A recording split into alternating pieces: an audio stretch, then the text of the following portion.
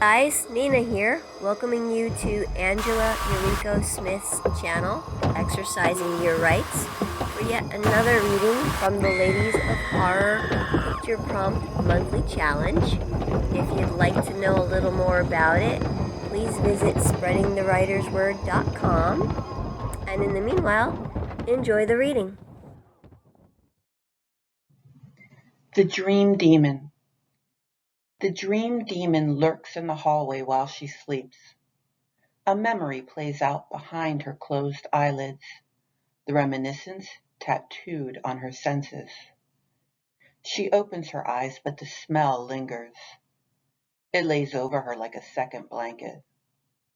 I'm still asleep, she tells the demon that stands in her doorway. She has read about sleep paralysis demons and understands that if she weren't asleep, the demon would no longer be there.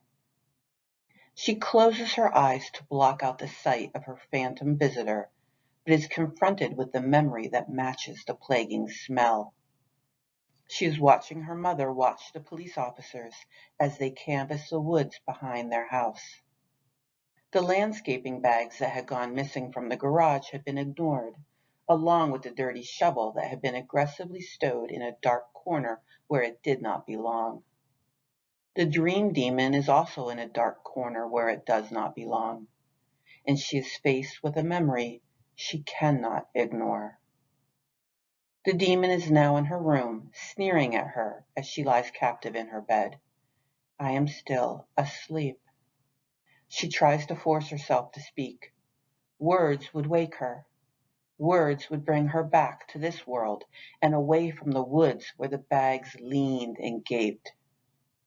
She reminds herself again that if she were not asleep, the demon would no longer be there. The demon raises its hands and plays with its lips. It also wants to speak. It wants to tell her something. Just as her brother had wanted to tell her something when he had asked her how she would hide a body. He had wanted her to canvass his mind as the officers had canvassed the woods. He had wanted her to make it all stop. Another moment that should not have been ignored. The demon is somehow closer to her bed, even though she never saw it move.